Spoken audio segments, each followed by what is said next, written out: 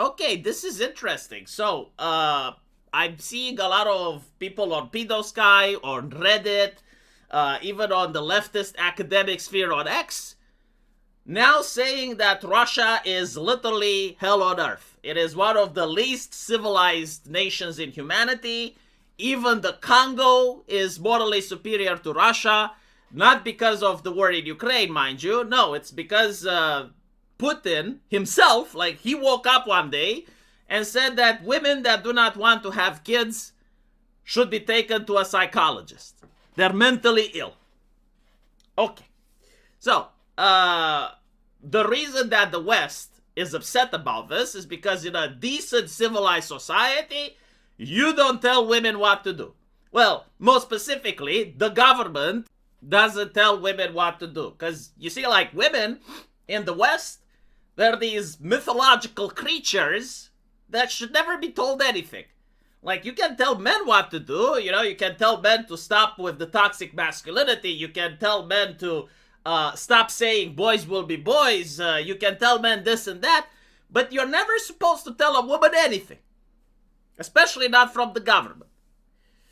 But here's the reality. Is it really true though? Like, do we here in the West not tell women what to do? And the answer is absolutely false.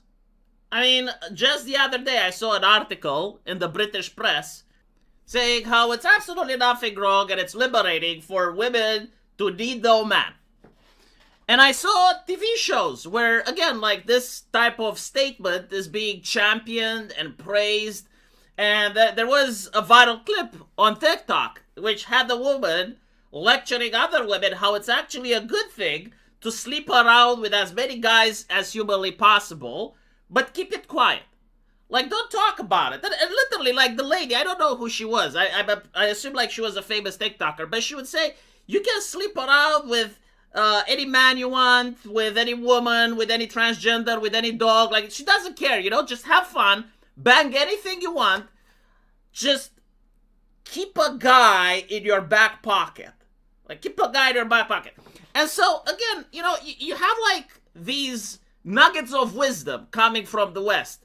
And sure, you know, you can say, well, I mean, they're not coming from the government, but that's kind of false, isn't it? Because it's coming from the academia, it's coming from NGOs, it's coming from the press, and those things are taking taxpayer money.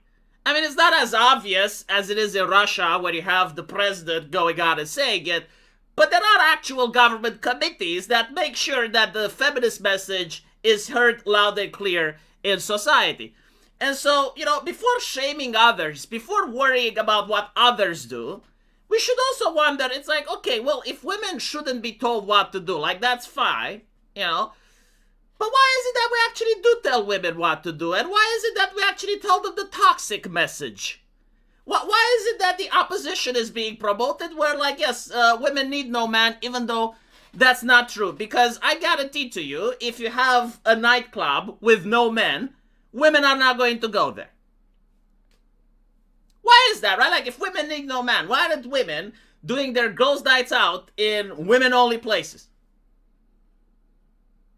And by the way, there was a couple, they ended up bankrupting. Apparently, women didn't order any drinks, so they had to shut down the place. But regardless, I want to talk about something else, right? Why is it that Russia has decided to do this? Well, apparently, the Russian government is considering the low birth rates to be an apocalyptic crisis. The extinction of mankind is going to happen in Russia, and it's just going to be a desolate wasteland with corpses and skeletons and the ruins of an ancient civilization. In reality, however, this is not what's going to happen. Humanity has gone through demographic decline plenty of times in human history. For those of you that do not know, mankind has been on planet Earth for more than 200,000 years.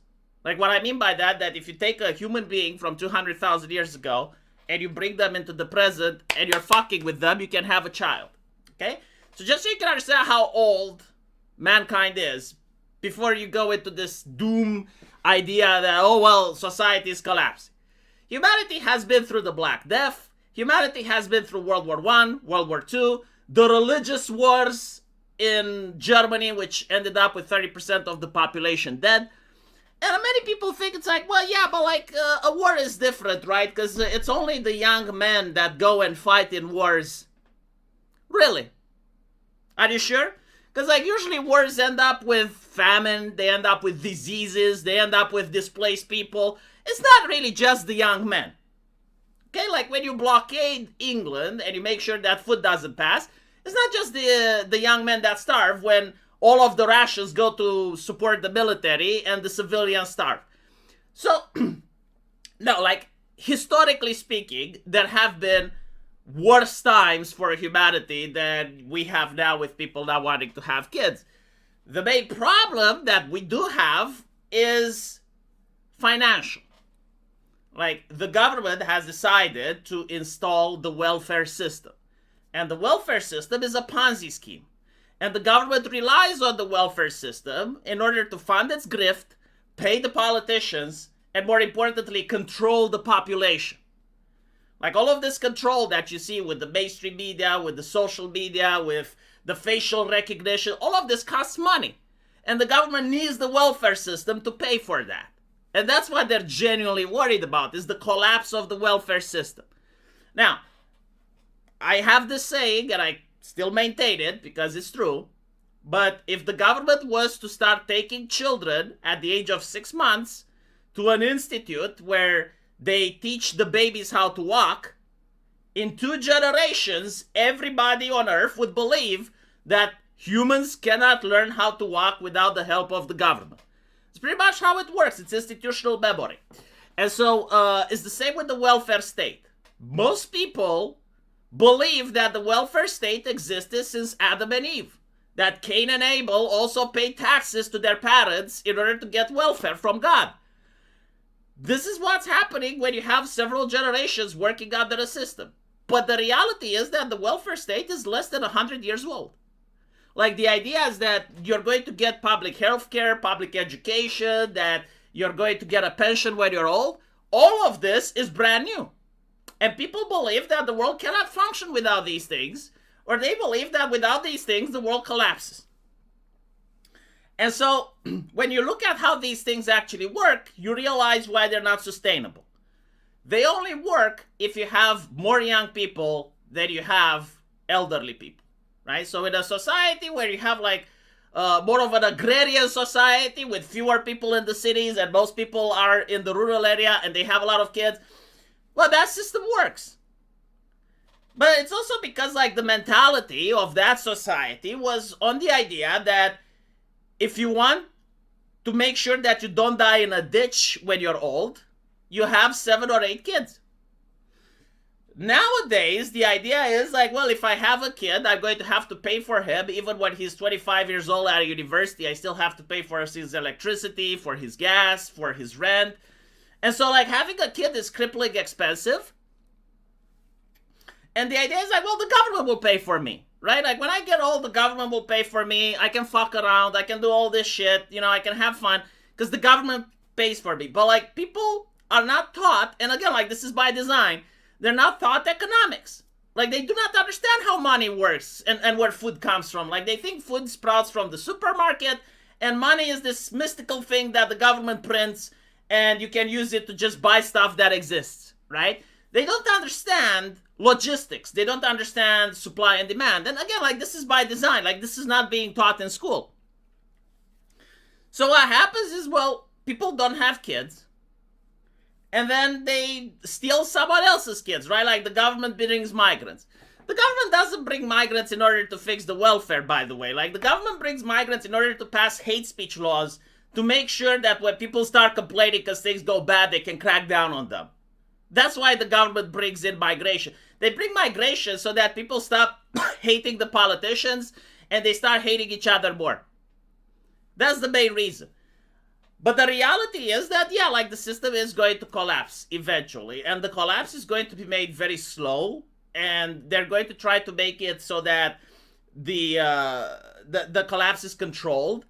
And you're going to see how all of a sudden the pension is going to be moved from the age of 60 to 65 to 75 to 80, right? The healthcare, the wait lines are going to become longer and longer and longer to the point where people die before they actually get the healthcare. The education is going to focus on nonsense, right? And so eventually they are going to install the digital ID and the CDBC and other forms of the economy in order to make sure that this collapse that happens is going to happen while the government still takes money from people for welfare, but they're not going to redistribute them the same way that they've been redistributed up until now. So like you're still going to be paying for a pension that maybe you're going to see it when you're 85, and maybe you're going to enjoy it for 5 years or so. If even that, right? Maybe you're going to pay for healthcare, but you probably won't see the money coming back. And if you do see the money coming back, it's because you're going to a private healthcare institution. And so like this is the plan. This is where we're actually going. So when they see that Russia is doing this and, you know, like they're trying to have a different narrative, it's like, okay, well, maybe we can see if we can convince women to have kids. They view it as an existential ideological threat because they're worried that, okay, well, what if that works?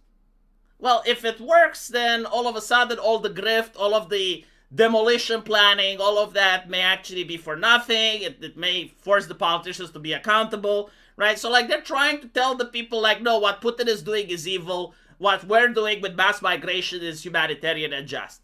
So it's a clash of two ideologies. Anyway, let me know what you guys think. And as usual, I will see you in the comment section. Take care.